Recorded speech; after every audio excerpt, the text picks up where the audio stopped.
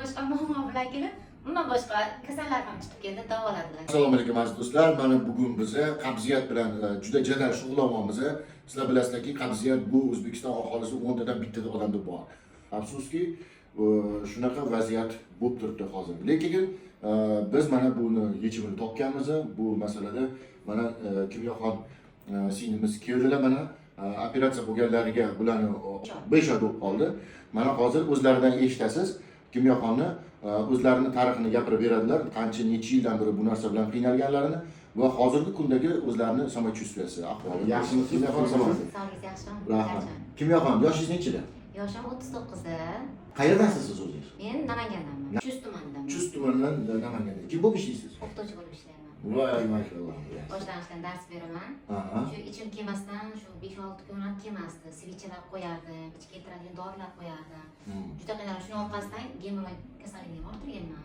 Uning orqasidan operatsiya ham bo'lib, yana qaytalanganman.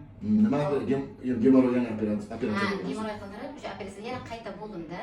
Necha yildan beri qiynaldi sizni qabziyat? Shu 5-6 yil qiynaldim, ichim kelmasdan. 5-6 yil. Qancha vaqtlab kelmasini ichingiz? Haftalab ham kelmasdi. Haftada sizlar klizma ham qilardim. Klizma qilardim. Klizma, svichalar jo'natardim. Juda qiynaladim-da. Ko'zlarim yoshlanib ketib, yuzlarim hatto qorayib ham ketganda oxirgi kunlarda. Mana shu yerga kelib, mana operatsiya ham qildirdim. Sizga katta rahmat. Mana ichim har kuni keladi mana. Yuzlarim ancha tiniqlashib qoldi. O'zimga kelib qoldim. Har xil. Bu muammolarni esdan chiqarsiz. Ha, muammolarim yo'q bo'ldi. Qon ishish ketardi. Qon ishishadiki, yegan ovqatimni deb qaytib tashlardim-da. Kuniga tashlardim. Lekin mana yo'q bo'lib qoldi, Xudoga shukr. O'sha ovqat hazm qilishlaringiz ham, sekin ovqat yeyishlaringiz ham ancha. Hammasi yo'q bo'ldi. O'sha rahmat aytgani keldi, sizga. Minnatdorman sizlarga. Kimyoxon, qayerlarga murojaat etgansiz? Qanaqa vrachlarga? Biz o'zimiz Namanganda ko'p doktorlarga uchraganman. Har xil dorilar yozib berishadi, lekin effekt bermadi bittasi ham. Zarar ko'rsam ko'rdimki, lekin foyda topmadim-da. Men operatsiya qilganingizdan keyin biz yaxshi bo'lib qoldik, yengil bo'lib qoldim. Ich kelishim ham yengil. Oldingidek kuchanish ham yo'q.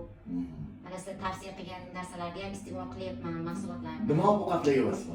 Xamirokatdan qoch degansiz, undan qochdim.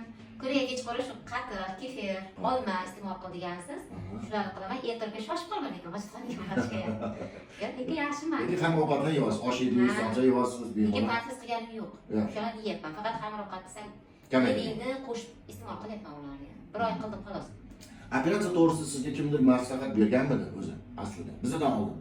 Ha, yo'q, lekin operatsiyani hech kim tavsiya qilmagan menga-yu. Hamma narsani oshqozonimdan keltirib chiqarishgan. Yazva bor deyishgan. Yazvaga ham davolanganman, effekt bo'lmagan.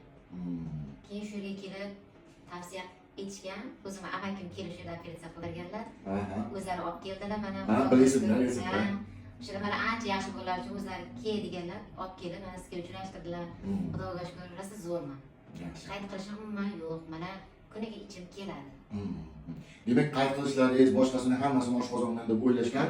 Lekin biz sizga o'sha ichagingizdan problema topib, do'liqa sigma kasalligi bo'lgani uchun bu muammoni sizga bartaraf etdik. Mana hozir hamma muammolaringiz ketdi. Hech qanaqa muammongiz yo'q. Sekin-sekin tiklamiz. Juda og'ir ahvolda olib kelishuvdi sizni. Eslasangiz.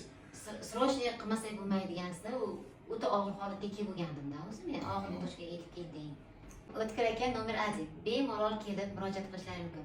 Ich qotish bormi? Qanaqa muammolaring bo'lsa, kelib murojaat qilinglar. Rahmat sizga kattakon. Siz o'zi aslida bizga boshqa muammo bilan keldingiz. Ha, boshqa muammo bilan kelib, umuman boshqa kasallar ham chiqib keldi, davoladilar. Sizga kattakon. Ko'pchilik o'ylaydiki, o'sha qayd qilishi, oshqozondan boshqasi tushib ketishini hammasini o'ylashadiki, oshqozondan deb o'ylashadi. Afsuski, sizda ham xuddi shu holat bo'lganda, ichak yurmagandan keyin oxirida o'sha oshqozonga nagruska berishni boshlaydi, oshqozon ishlash faoliyati, ichaklar ishlash faoliyati, o't qopi, jigar hammasi sekin-sekinlik bilan ish faoliyatidan chiqishni boshlaydi. Aslida bu kasallikning tagida yotgan narsani hech kim payqamaydi. Bu tagida yotgan narsa bu ichak.